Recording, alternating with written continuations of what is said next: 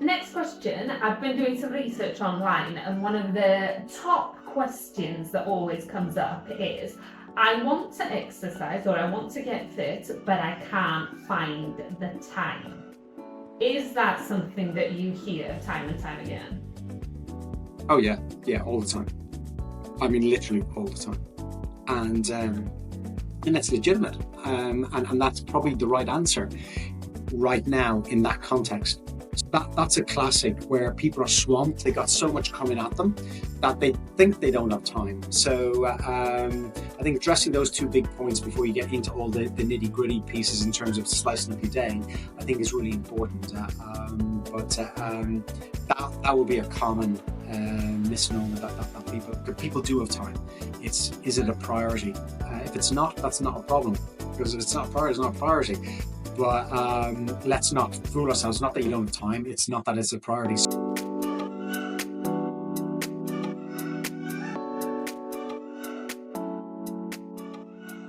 Welcome to Coaching Conversations, the podcast where we dive deep into the world of innovation, leadership, and transformation. I'm your host, Coach Ellie May, and today we have an incredible guest joining us, Dr. Jonathan Griffin. Dr. Griffin is a renowned expert in performance enhancement with expertise in precision health and health coaching, with years of groundbreaking work that has not only shaped some of the world's top professional athletes, but also inspires countless others along the way. With a PhD in exercise physiology and a passion for preventative health, he's a thought leader at the forefront of health and well-being. He works with a diverse range of clients, including C-suite executives, entertainment professionals, and professional athletes. He uses his 4-factor model, underpinned with a health coaching approach, to address the health and performance needs of his clients, ultimately leading to an enhanced performance lifestyle. In this episode, we'll be exploring what exactly preventative health means, his 4-factor performance lifestyle model, his scientific tips for longevity, and things you can do to improve your own health. I'm a big fan of health and wellness and can't wait to find out more from Dr. Jonathan. So, whether you're a seasoned pro or just starting out, you won't want to miss this conversation. Welcome, Dr. Jonathan. I am very excited to today's podcast. As you know, I have a keen interest in health and wellness, and I know that every time I see you, I ask multiple different questions about various different subjects, and I think our listeners are in for a real treat today. So why don't we begin then with your 4-factor model, if that's okay, because this is intriguing to me. Yeah, thank you, Alan. Thanks for having me on. I've enjoyed listening to your your other guests. So always a pleasure to come and chat, and hopefully hopefully get some answers to or certainly inspire some questions maybe with your listeners. The 4-factor model. The 4-factor model, it really isn't as complicated as it may come across. It's 4 of the lifestyle medicine pillars, and there are 6 lifestyle medicine pillars. Lifestyle medicine is now a recognized medical subspecialty in the US, and in Britain and across Europe, there are advocates for that.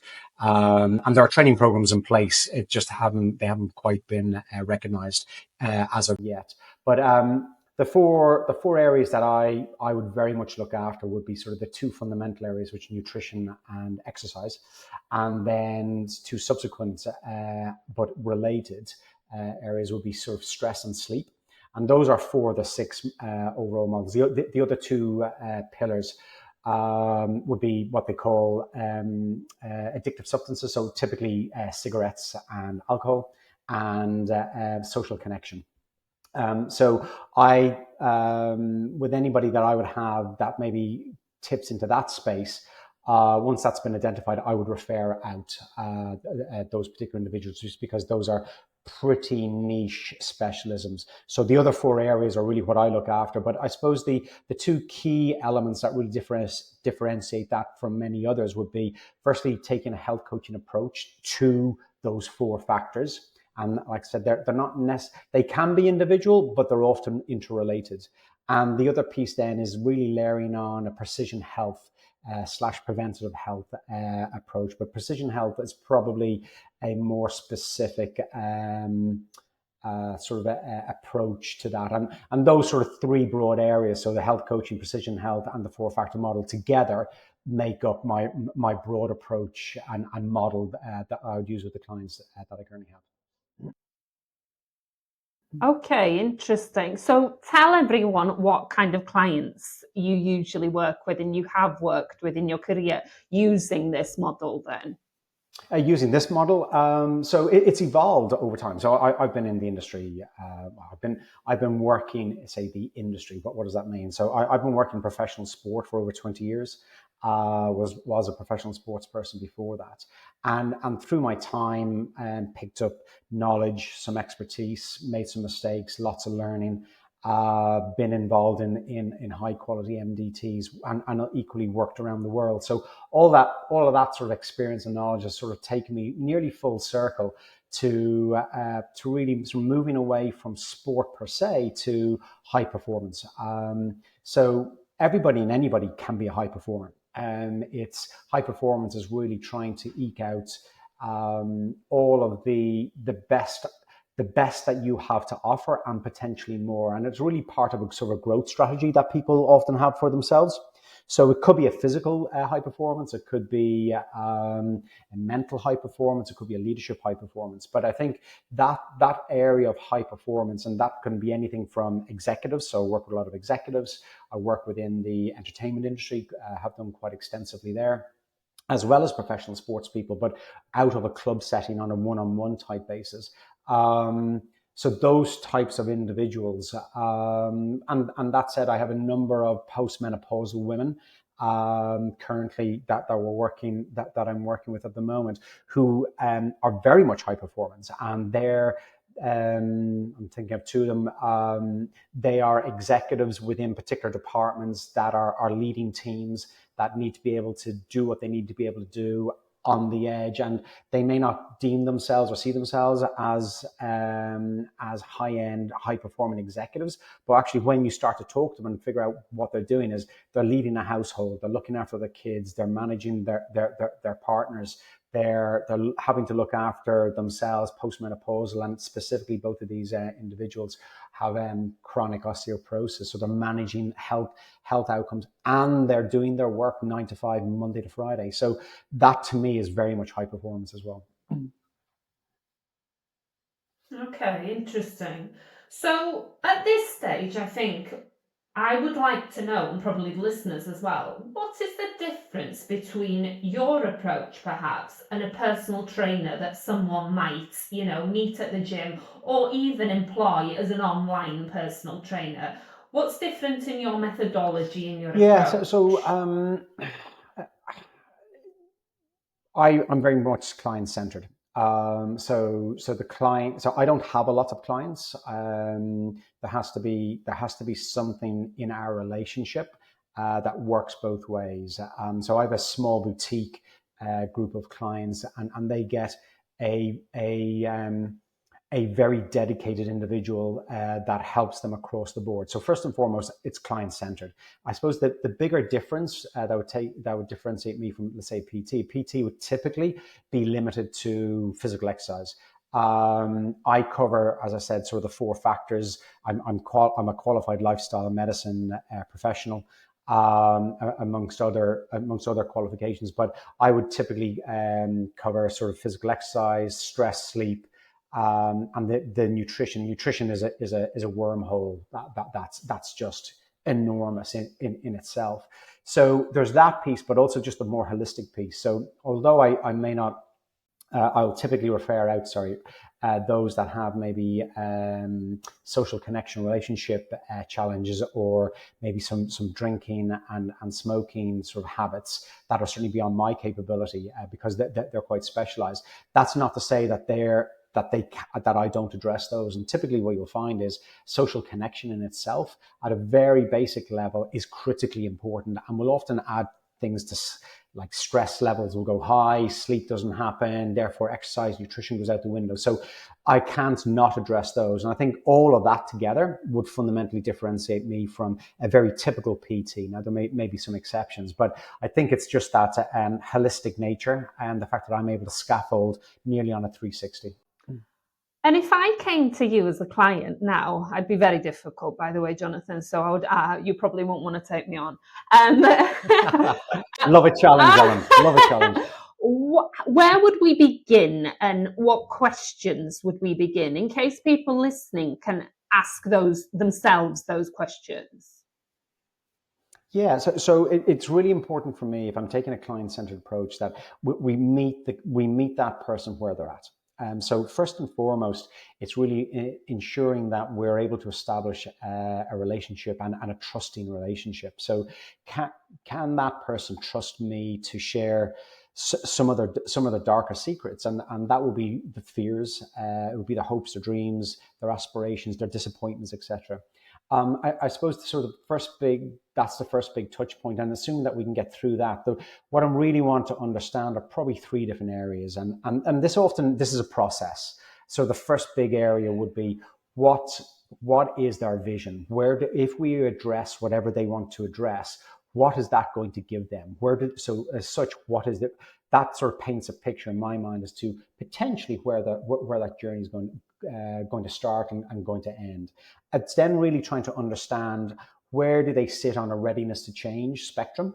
And that's important for no other reason that depending on where they are, very much determines the type of approach that you're going to take.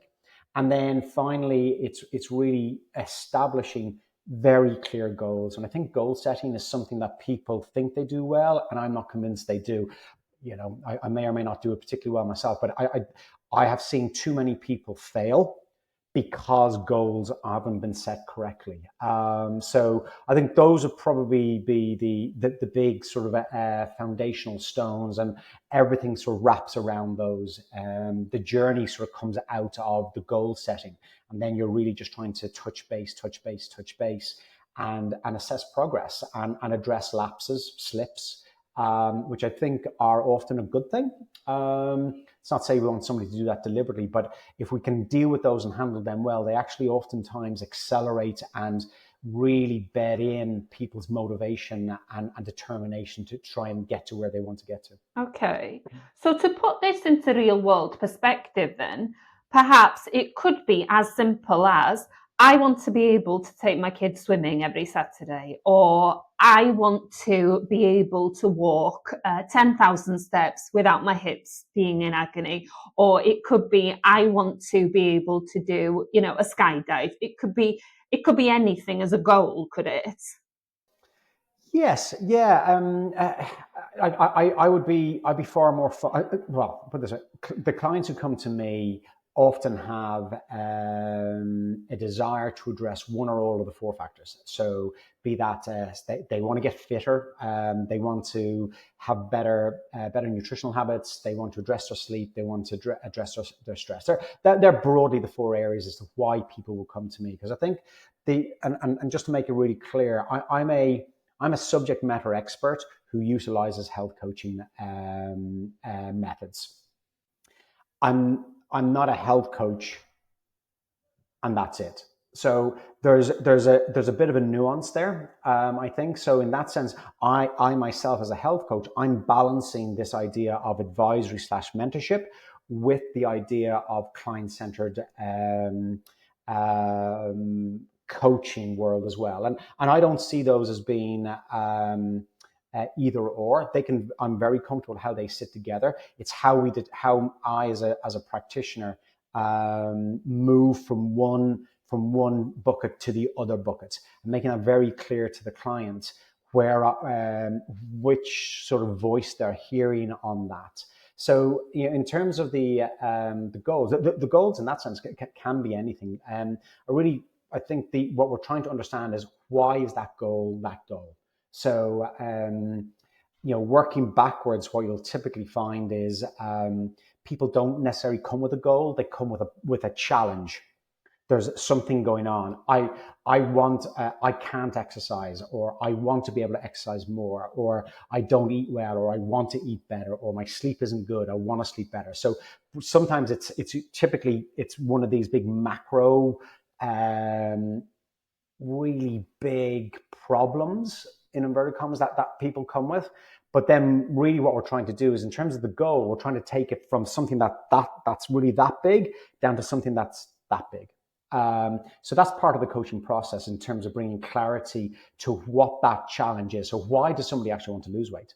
Why do they want to get fitter? Why is their sleep not restful?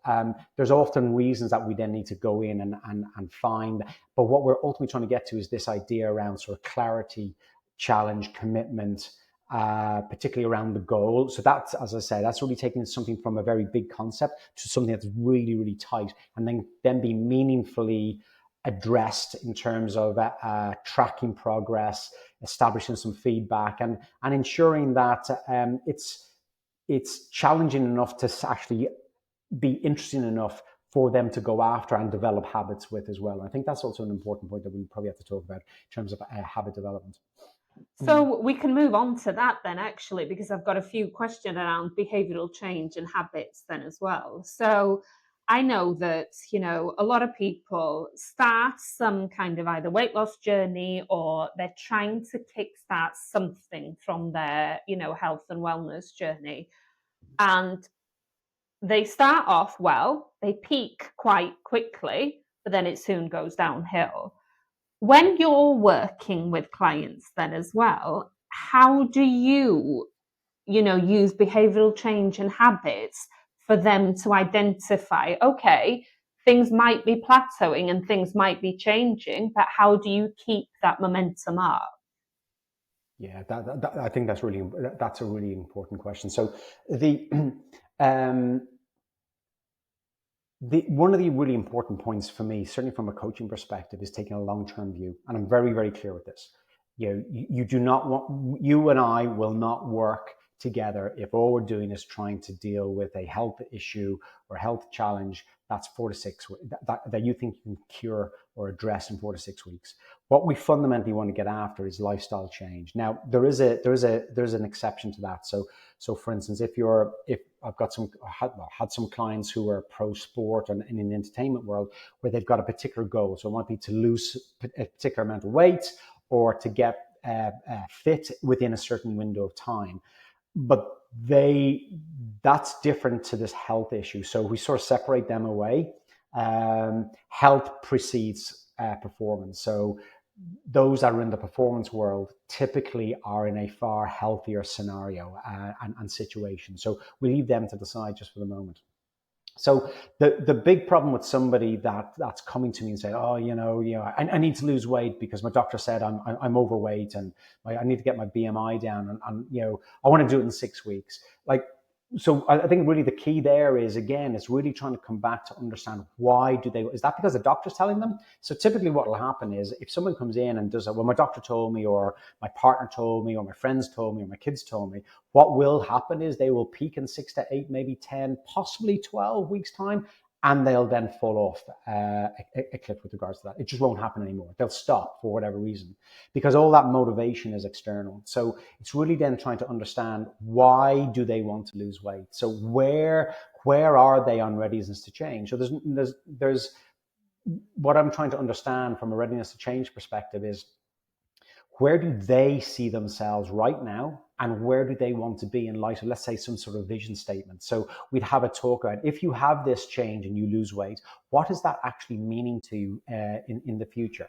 And where do you want to be over time? So I think playing the long game becomes really important. I think that's one of the big failures in a lot of goal setting, is people set goals are too challenging, but B, the time scale's too short. So habit does not occur. So, if we just think of a list of things, assuming that we manage to get to the kernel of truth with regards to why they want to address this challenge, we need to establish and ensure there's consistency. So I'd rather once a week going forward for a period of time, rather than 5 days a week for 6 weeks and then nothing happening again. Because if we can get 1 day a week, all but guaranteed, and for sort of 4 to 6 weeks, they'll be interested to maybe move it to 1.5 or 2 days a week. And all of a sudden, we're now in another 4 or 5 weeks, you're up to maybe 3 days a week. So all of a sudden we've changed, and that change has occurred because we've been consistent.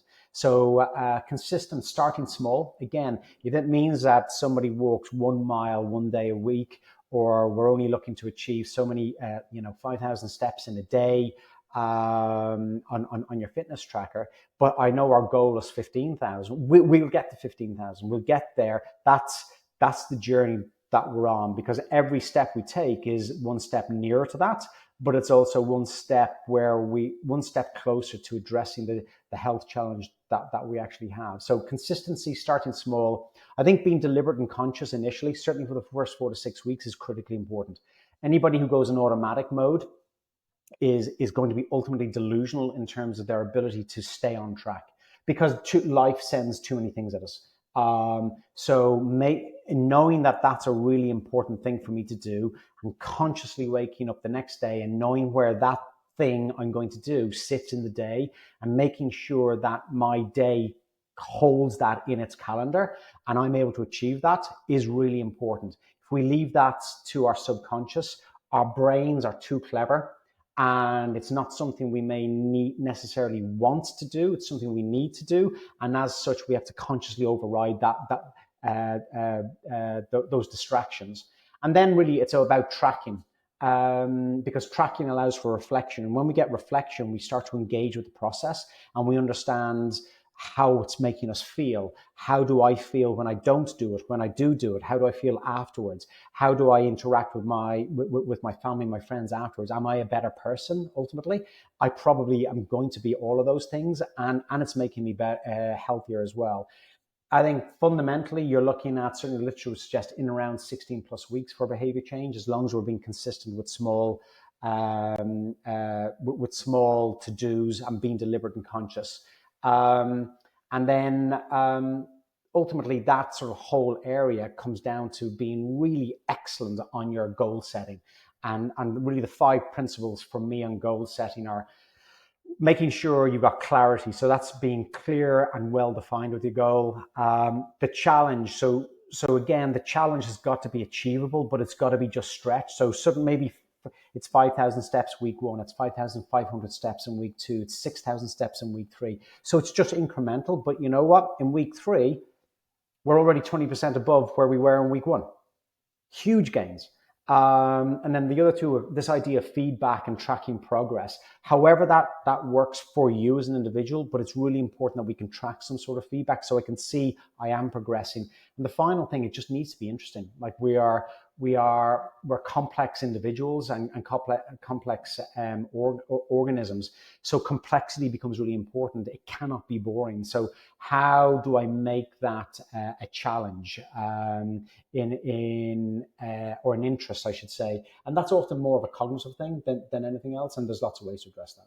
Wow, gosh, that's fascinating. And one of the things that stands out to me is that exactly at the heart of coaching is that it has to come from within the person, doesn't it? And if it comes from an outside source, like a doctor or a loved one or whoever, it's never really going to come from the right place, is it? So I've got a question now about external factors in those situations. So I'm thinking about someone now that has come to you, or that's even listening and thinking, I want to improve my sleep and I would like to, get my fitness to a better place. But drinking is my downfall. We go out drinking with work, 2-3 times a week, they might say. Do they take themselves out of that situation for the initial 4 weeks, or should there be a workaround? How do you work with people when it comes to external factors that have an effect? Yes, so again, everybody's different. So it's very much a personalized approach. So as I outlined at the start, there are some sort of big principles, big rocks that sort of fundamentally take us through our journey. So somebody in that scenario, for instance, I think really some of the questions are, is it alcohol? Is it about I have an alcohol addiction? If that's the case, then I'm going to refer you on. But let's just say it's somebody just who enjoys a drink. But is it that they enjoy the drink or they enjoy the social connection? So separating those two things, I think, become actually quite important, because the social connection piece is a really important aspect of this, and particularly post COVID. So the question then becomes: can somebody moderate their alcohol intake when they're out? So it could be a yes. So there's certainly nothing necessarily wrong with having one or two drinks. But if that's going to be if one or two drinks are 50, 60% less than you typically have, it might be that becomes difficult. So yes, it may be appropriate that that person doesn't engage socially on a Friday night after work. But what we do is we build into their social fabric the opportunity to engage with socially with others in other ways. And we're addressing just a lot of self-efficacy and autonomy aspects. So giving people tools to be able to deal with, the typical pressure. So it might be that we're giving people giving that individual some phrases to use, and actually go and talk to your friends and say, look, I really need to drop my drinking. Because that's going to help me with my fitness and help me lose weight. I really need to get my weight down because of whatever it's got to be.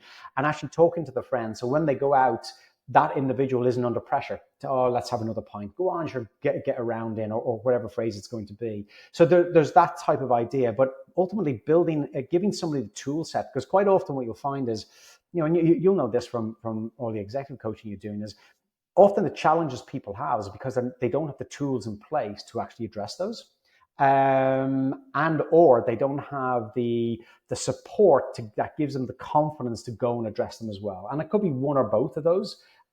So yes, it may be that we need to pull somebody out, but I think the question then becomes, what's the swap in? Because if that individual is going out and social aspect is important, we need to find an opportunity for that individual to do that in another way, because we definitely don't want them falling into depression, for instance.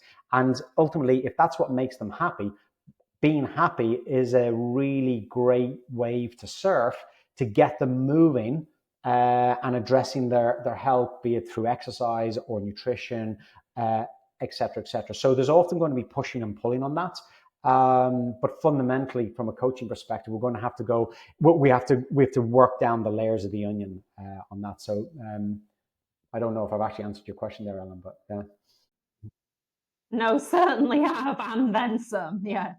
So in terms of measuring success and outcomes, then as well, how do you know, without the obvious, how do you know someone is succeeding in a coaching program, or what are the metrics basically that you look for? So it's interesting. Just that's something we've been addressing recently. So there are standard sort of KPIs. If you pick up any of the software programs that they have out there, typically it'll be something like goal achievement rate. It'll be an improvement in health metrics. That'd be something like maybe BMI, blood pressure, cholesterol levels, blood sugar levels, etc.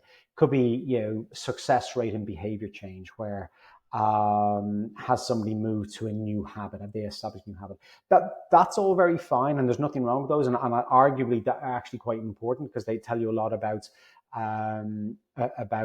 your processing and things. But I think fundamentally for me, the client measures success. Because I think for me, if the client deems and perception is definitely reality. It could be that we are looking to drop, as a simple example, drop weight. That could be the goal. But it may be that we don't drop all the weight that they want, but we've dropped enough for them actually to address their health metrics. It could be that they now feel better. It could be that they are more active because they've just lost a couple of kilos. So progress in itself, any progress moving forward, and I think for me, progress is moving from where they are.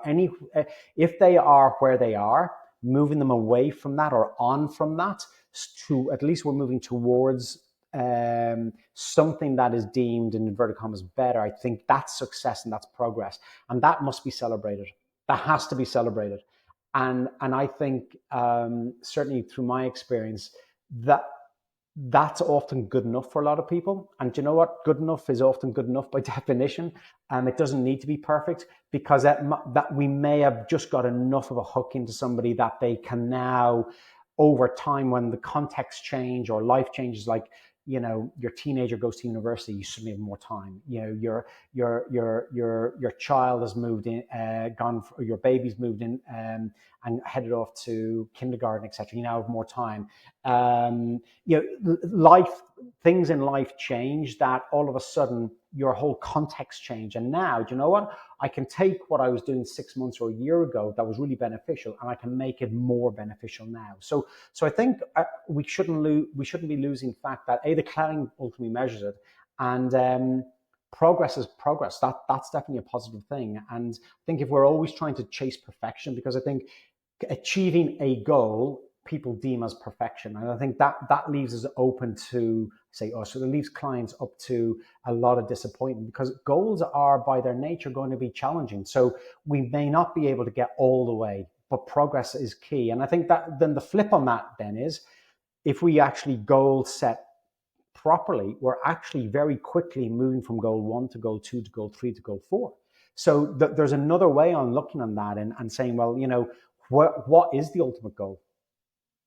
Because if I drop somebody's weight, let's say somebody drops weight and they are able to physically become more active, and suddenly they do become more active, they not only lose more weight, they start to get fitter. So they go from being on a couch running 5K to running 10K to running a marathon. They've now stopped, maybe they cut back on their drinking, only drinking 1 glass of wine at a dinner. They're now more social. Their stress levels have dropped. They can manage their stress. Their sleep is now improved. Like, all of those are spin-offs. That's progress to me, and that may not be defined in the KPIs that I just outlined a moment ago, but that's an enormous amount of progress, because those weren't being thought of in terms of the opportunities that we have when we start to address one of the factors. And that's why I talk about an interrelated 4-factor model, is that everything affects everything. So I'm going to have to mention the online fitness influencers and health experts here, Jonathan. And I just want to, reflect on the influence, I guess, that they have on people and their own fitness goals, health and fitness, let's say, or wellness even, their own goals when it comes to transforming themselves. Because I watch a lot of content on YouTube, and most of the people I follow are, fitness experts, let's say. Some of them I enjoy their content, some of them I take with a pinch of salt. But what's very, very obvious in all of these is that a lot of the things that they suggest people do are quite gimmicky, and they're quite short term. What do you recommend when it comes to following influencers or personal trainers and things online? Don't. It's probably the easiest answer to that one. I wouldn't follow them. Certainly wouldn't follow them for any advice. I think I'm not even sure that I have anybody. I like the whole concept of influencer. I would avoid I avoid personally. It's up to people if they wish to follow, but be very aware that it's curated. So you've hit the nail on the head. The big problem with a lot of these programs is they're just too short term. It's the classic, I want to lose weight in 12 weeks time. You can do that, but you're going to flog yourself. Potential for injury and all that stuff is a little higher, but you're not necessarily going to change any lifestyle habits. So as such, after week 12, when you finish that, we're back to square one again. So there just becomes a bigger existential question. That's really it. It's that difference between working out and training. That's actually the big difference for me. So lots of people work. In fact, most people work out. Very few people train. And training is something that requires a goal. Working out doesn't. Working just requires you to turn up. So you get in with a group of people. You do spin class. You might do some circuit type work, etc. And it just is what it is. You go from the start to the finish, and you come out hot, sweating, you're flogged. You feel great because you worked hard. That's working out, and there's nothing wrong with that necessarily, but don't confuse that with training. Training is a process, And if you go as a good example, Olympic athletes will plan for 4 years. And that 4 year cycle is broken down into annual cycles, into into quarterly cycles, into monthly cycles, into weekly cycles, then into the session itself. And then what do I do in the morning and the afternoon, and recovery and everything else. But that's about a lifestyle and a habit, and that's all goal orientated. So, why would you not want to train like that? So the clients that I would have, that's how we train. So that's how I program all of their fitness work is over the long term. So it'd be 6-12 month times. And then, you're building in, when are you on holiday? What are your family breaks like? What are your, do you have cultural religious requirements in there? Ramadan's a really good example, particularly here in the UAE. So you build all that in, and you build all of their training and fitness in and around that. And everything has a goal. A moves you to B, moves you to C, moves you to D. And, progress. So we're always reflecting and tracking. And then, that's not dissimilar to how we need to go about our nutrition and putting plans then also in place around sort of sleep and stress management as well. So, we've got to be thinking, if we think long term, we're going to get lots of pros and benefits and positives out of it. If we think short term, there will be a short term benefit, but it stops at that point. That's typically 8 to 12 weeks. So ultimately, avoid influences. Okay. So, next question. I've been doing some research online, and one of the top questions that always comes up is, I want to exercise or I want to get fit, but I can't find the time. Is that something that you hear time and time again? Oh, yeah. Yeah, all the time. I mean, literally all the time. And that's legitimate. And that's probably the right answer right now in that context. So this for me would be really important, where we then, those first 2 steps become critical. So that step in and around understanding that if you were to get fitter, what impact would that have on your life? Where would that take you? What would your vision statement, for use of phrase, what would change in that? So once we sort of curated and addressed that and figured that one out, is then really trying to assess readiness to change. And what you'll find is a lot of people who say that are typically what we call pre-contemplative, if we're looking at the trans-theoretical model, which I assume a lot of your coaching viewers would know. That's a really nice lens to look across all the behavior models, and trans obviously meaning it covers everything, or all those theories. If you're pre-contemplative, you just don't want to engage. And there's nothing wrong with that. That's your choice. It could be that they're contemplative and it's really born out of ambivalence. So as a coach, you're trying to challenge ambivalence. And if it works, great, then we move on. And if it doesn't, that's not a problem. We'll circle around. And I think one of the really big questions, I got this from an outstanding master coach called Simon Matthews, is really someone in that space is, if they're not moving, is really just asking them, now that we're spending time with each other, is there anything else you want to do? Because they see you as a health coach. Is there anything else we want to address? They may want to talk about a relationship. They may want to talk about a problem they're having at work. That ultimately is, at this moment in time, as we're talking about it, doesn't appear to be related, but you know what? That could actually be the fundamental block. So we're just trying to navigate and find another route to address that. And, fundamentally, if somebody is pre-contemplative, being empathetic and non-judgmental, oftentimes is actually a great sales piece, because when that person is ready, you've probably been the one person that hasn't judged them. You're the one person that hasn't pushed and shoved them, and they'll most likely come around. As long as you have some really good touch points going forward, they'll come back to you. People often just take time, but yeah, like that's a classic where people are swamped. They got so much coming at them that they think they don't have time. So I think addressing those 2 big points before you get into all the nitty gritty pieces in terms of slicing up your day, I think is really important. But that will be a common misnomer that people do have time. Is it a priority? If it's not, that's not a problem, because if it's not a priority, it's not a priority. But let's not fool ourselves. Not that you don't have time. It's not that it's a priority. So again, giving people maybe some language and ways to deal, and some tools to deal with that, then becomes quite important as well. And I think it's that judgment that you touched on that really puts a lot of people off from even embarking on a change to begin with, because I've been speaking to a lot of women recently that were from the same time as me, where cardio was everything. Back in the 90s, you should run, you should do this, you should try and push your heart as much as possible. Forget about strength training. It was all about keep fit.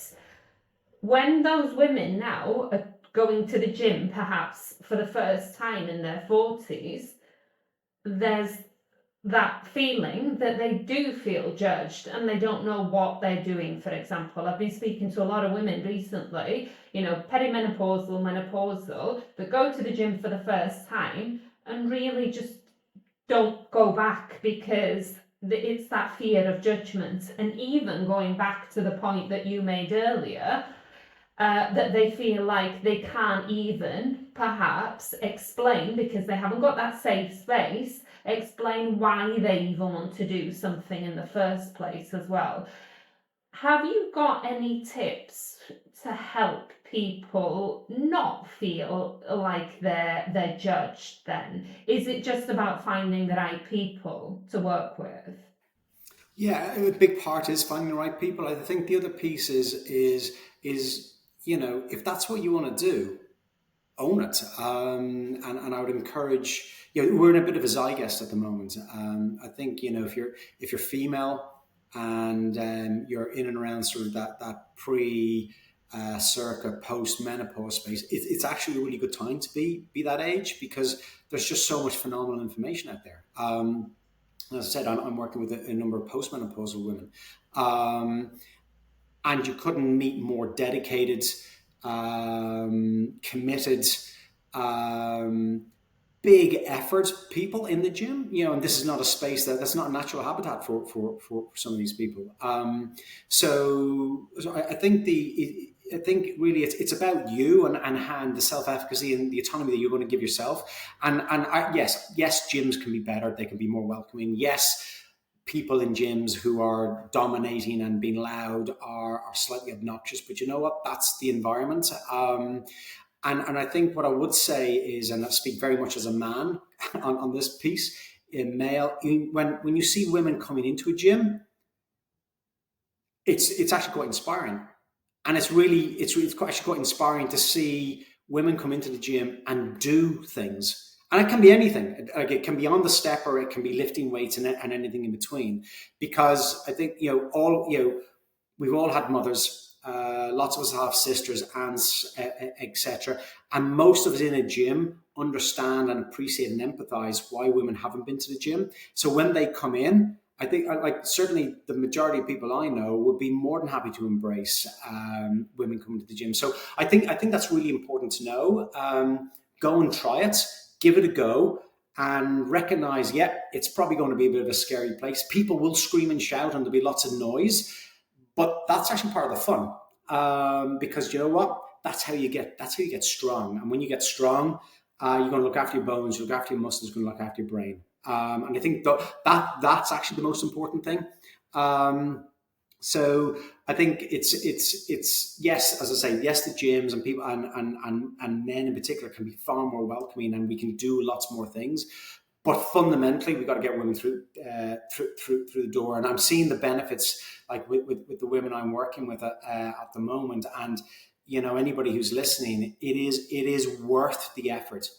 One day a week, that's all it is. It is worth the effort. My big tip would be is find somebody you trust and is competent in terms of coaching, and get them to oversee you, because there's a lot you can do by yourself. There's some stuff that you need a little bit of help in. Everybody needs a coach. I know we're talking about health coaching, but actually a strength coach. Get a little bit of help in there, and make sure your technique is good, because there is nothing better in a number of months. And this is why I talk about long-term view. And it'll take a couple of months for you to get to a point where, you know what? you're strong, like you're really strong, and you can do things that you probably weren't doing before. And that's huge. The other piece is you're going to learn new skills. And I'm a big one for that. So the task complexity piece is, I think it's a lot of fun to go and learn new stuff. I think all of us, most of us certainly like that. And in the gym, there's lots of skillful things to do. And I suspect a lot of people, men and women, I see certainly in the gym that I go to, they don't go near the equipment that I go near because they simply don't understand how to use it. And I'm constantly saying to the guys on the floor, you need to just help people understand how to navigate this equipment because they're missing out on opportunities. So, find somebody that's going to help you. And you'll find lots of gyms are full of people that want other gym goers to be successful. Because I do feel like exactly what you just said, if you can get some compound exercises right and you can do them well with great technique, and if someone's shown you how to use those machines properly, it can make a world of difference, can't it? Yeah, absolutely. And what you'll find is it will, and this again is this sort of 4-factor interrelated piece, is you go into the gym, suddenly, you want to eat a bit better because when you eat a bit better, you actually feel better after the gym, which it prepares you for the next session. And when you're working out and working hard, you tend to sleep a little bit better.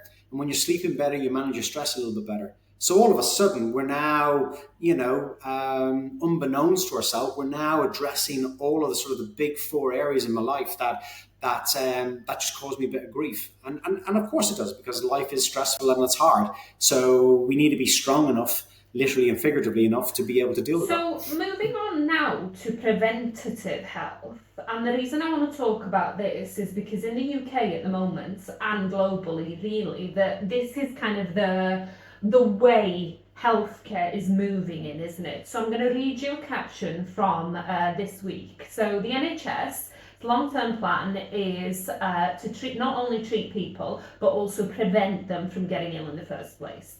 So our NHS long-term plan aims to support people to live longer, healthier lives through helping them to make healthier lifestyle choices and treating avoidable illnesses early on. We will maximise the opportunities that patient contact and hospital admissions bring to help people to improve their health. So, preventative health, for anyone listening, what exactly does it mean? Yeah, it's what's stated on the tin, Ellen. It's about trying to prevent people from being overweight and obese. It's trying to prevent pre-diabetes and diabetes. It's trying to prevent cardiovascular disease and other chronic illnesses. And when you tend to find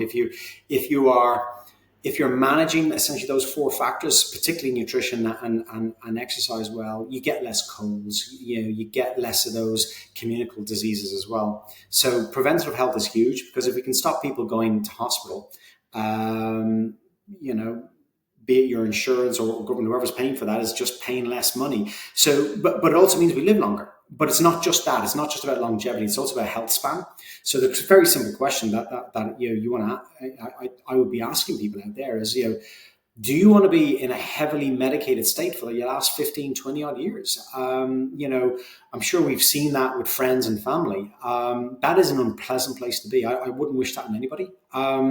There's no reason why we can't be healthy and relatively speaking, healthy and active and engaged with all aspects of life to the moment we drop dead. That's certainly my aspiration. I'd never put a number on or an age, but you want to be able to be fulfilling it right up to the last moment. And I've been fortunate enough to witness a number of, particularly my parents' friends who've had that privilege. Farmers, sons of farmers and that sort of stuff, and they've lived incredibly healthy lives in many respects, and that's it. Like, they've died doing what they love. They keel over with a heart attack at the age of 92. Pulling a sheep out of a ditch. Yeah, and that's really what I want to do. But I think the fundamental on that one, and I think the NHS is right on that. The problem they're going to have is it takes a lot of effort to address that. So I work full time now as a consultant, full time consultant with a preventative health startup here in Abu Dhabi, IHLAD, and that's exactly what we're trying to address in terms of the chronic obesity and the chronic disease epidemic that's occurring out here. But particularly let's say in the NHS, well, they've already started, I think, part of that process. NHS now has health coaches, which is absolutely highly qualified health coaches in the space, and they're, I believe that's growing, so we can only encourage that to happen. Exercise physiologists are becoming a bit more normative now across hospitals, although that has a long way to go. But that's starting to normalise. And I think the big piece for me is that the British Society of Lifestyle Medicine, of which I'm a member, they're now highly active and have been for about 5 years. And I say they're moving to try and get lifestyle medicine as a medical subspecialty. But what we're finding now, there are an ever growing huge annual growth on things like GPs in particular, taking up lifestyle medicine accreditation. The whole point there is they can sit down and look at bloods and go and understand and appreciate the 6 pillars. So they're looking at you, the patient, with your results in front, but through a lens of 6 lifestyle pillars. So, can we address your nutrition? Can we address, your stress levels, etc.? Because we know the interdependence of those, and if we get them early enough, we're hopefully going to prevent a lot more of those chronic diseases. Because the reality is, pretty much all of those chronic diseases are preventable. They are lifestyle. They're born of lifestyle choices that we make. And I think that's a really important piece as well. Is people have a lot of efficacy to make choices, and the big, the big companies out there do a phenomenal job on the marketing piece on that.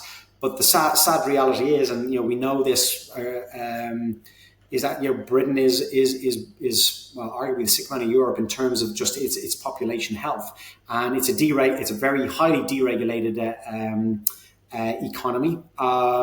So the big food industries have an enormous impact. So I know the government is trying to do some bits and pieces. We can argue whether they're doing well or not. But the simple fact is, as an individual, we have the ability to make a lot more choices. I think the sad point is that you only know what you know. So the question is, how do we get more education to people on the street? And banning fast food adverts after 9 p.m. has been a popular topic recently, but someone told me that porridge was not allowed after 9 p.m. Don't know what porridge has ever done for anyone, but I think potato falls into that category as well. So goodness knows what the humble potato and oats did for anyone. So in terms of coaching for the future then as well, what are the biggest kind of growth opportunities that you see moving forward? Well, actually, just following on from what I said, GP clinics. I think there's an enormous opportunity for health coaches to work in a highly impactful manner within GP clinics. And not just GP, but I put them first and foremost. Pretty much any of those sort of health coaching fields, or as I mentioned, the NHS. So in hospitals, there's now this growth in health coaches, but particularly in GP, if you can come out of a GP with your results, and the GP is sitting there maybe with a health coach, and you're able to have a health coaching session afterwards, and we're able to actually put some goals in place, and you've had sort of that very dry black and white conversation that GPs tend to have. That's the way they need to deliver information. But you're able to then go and frame that within the context of that individual. It becomes a person-centered approach where someone gets 15, 20 minutes, maybe, because that's really all we need now. Address readiness to change, address some goals, put some goal setting into place. All of a sudden, that becomes incredibly powerful. So the GP who's under pressure to get people through in sort of 5, 6, 7, 8 minutes per person, but you as an individual has the option now to go and spend 20, 25 minutes with a health coach. Like that's got to be golden, and that I think is a big opportunity. The other piece for me is actually within corporations. So more and more corporations have these, what are they called? corporate wellness officer type roles. I think that's all very well, but either they need to be or they need to be hiring health coaches. So we can get health coaches on the ground in there with people, because that's where we spend most of our time. Enormous amounts of impact can actually occur. And again, lots of companies offer whatever they offer, cycle to work schemes to gyms or whatever it is. But again, how do people know about that? How do they manage that within their day? People need help with that, and health coaches are trained to be able to do that. And the last one I'd say, and I was at a conference, spoke at a conference last year, the Association of Coaches actually, and that was all an executive coaching sort of couple of days here in Abu Dhabi. And I got up as a health coach and I said, you guys need to work with us. There's a great opportunity. If you're an executive coach and you're working with a CEO or board members, etc., there's an opportunity to make their performance or enable their performance to be of a higher level if we address lifestyle factors. So a health coach coming in to support becomes important. And we know that, if someone's healthier, for how we use that in a broader sense, their attention span's better, they make better choices, they're emotionally more better controlled, etc. So I think there's a good opportunity there. And off the top of my head, those would be three. It's the whole work to live or live to work, isn't it? It's which category do you want to fall into? So my next question will be, if someone is in their 60s, 70s, listening to this now, can they still turn the corner and extend their lives? Can they be pulling a sheep out of a ditch when they're 90 if they make some good changes now? Well, I don't know about pulling a sheep out of a ditch, but absolutely yes, people can make change at any age. Absolutely yes. There is unequivocal evidence. There's a ton of evidence around showing people in their 80s can put on as much muscle doing gym work as people in their 60s. Wow. I wasn't working with this gentleman, but a friend of mine was in the same gym when I was in London. This is a number of years ago. He was 78 and he learned how to Olympic lift. So he was cleaning, squatting and snatching with Olympic weights, doing them as you would want. And he had an Olympic lifting program twice a week at the age of 78. And he continued that up to when he passed away in his late 80s. There is no reason why we can't. You won't know how good you feel. You won't know how much benefit it brings until somebody tries, actually. But it's an unequivocal yes, you can turn the corner. So the key take-homes, I guess, are identify, first and foremost, what your goals are, that's an important thing, or what your objective is, and getting the 4 pillars as well as possible. If you had to just speak to our listeners today and say, as your dedicated coach, if you can start with these steps, you're off to a good start, what would you say to people? In terms of just managing their own health, and moving that forward, I think first one will be just get active. And when I say active, I'm talking about walking. Steps are a great way to manage that. And there's don't be fooled by what comes out in the papers. The reality is that we know from all over the world that people who walk more are healthier than those who don't. So getting off the couch and getting out the door, and I think what it does, it brings a different perspective on life. It's a great opportunity to go and you and your partner, or you and the dog, or you and friends going out. It gives you an opportunity that can often be a very contemplative opportunity, and we don't get huge amounts of those. Like, life's busy, so taking that, I think you tick multiple boxes. So getting moving. For a start, I think the other piece then is really just addressing nutrition. If you're going to address activity, you have to address nutrition. And when I say that, it's I think that really the one big thing for me is developing some competency in the kitchen. If we can develop competency in the kitchen, and I'm talking about If you cannot currently do anything with eggs, and in a month's time you can do something with eggs, you are in an infinitely better place, because you can now cook. You can now cook meals, and I think that becomes really important, because one of the big things I see is, I don't have time, as we said before, and a lot of that, it's not actually about the time. It's actually about the fact that I don't know what I'm doing in the kitchen, and that's not anybody's fault. Most schools now don't teach home economics anymore. People don't have those skills. It's easy to make a phone call to, out here, be Talabat or Deliveroo, like Deliveroo equivalents. And I get that, and there's nothing necessarily wrong with that. But doing that all the time, or the majority of the time, or at least once a day, is definitely not a good thing. So being able to cook, and it's not just about being able to do something in the kitchen. What that something does, it replaces a processed type meal. That's often what it's about. So there's a lot of argument in the literature around, how much fruit and veg we should actually be eating. Actually, the fundamental probably boils down to anything on the plate, because what it does, it reduces the opportunity for us to eat processed foods.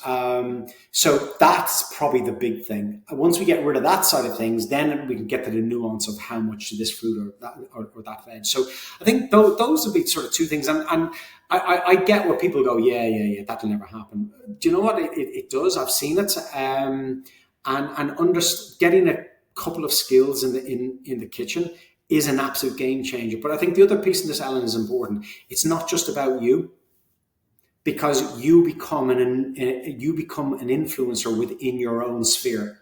So what you then do is, if you've got kids and you partner, you influence them in a really positive way. If you're living with housemates, you influence them in a really positive way. You influence your wider family, etc. So you yourself can become an influencer, and that'd be the influencer I'd want to follow. But somebody developing that, and what you tend to find is one of these ever evolving opportunities where we talk about task complexity and the hook. You learn to do one or two very simple things in the kitchen, engages you in trying to learn and push the envelope and engage on something else. And all of a sudden, in a year's time, you are so far down the cook route that, you're doing things you never dreamt of. And I think that's actually the exciting piece for me. But fundamentally, we know sitting down and having a meal with others, be it family, friends, whatever, is a far, far, far better thing than sitting in front of the TV by yourself with your family scattered around the house. So if that's the way to do it, I would really encourage people to find that 20 minutes in an evening, because it's critically important, I think. Critically important. I've never heard anyone say that so simply before. I can think of 1,000 people that I know that would benefit from that alone. And even going back to your method of do it once a week. If they eat a takeaway every single night of the week, if they learn how to cook something one night a week, and then in a few weeks they're doing 2 nights cooking, in a few more weeks they're doing 3 nights cooking. So that can be implemented as well, I presume. Absolutely fantastic. That's progress, Ellen. That's progress. So they were in a place and they've moved away from that place. They're moving towards something that's brighter. That's what we said at the start. That for me, you've ticked all the boxes as a coach. I get goose pimply when people tell me about those sort of stories. That's fantastic. Absolutely amazing. Really, really good.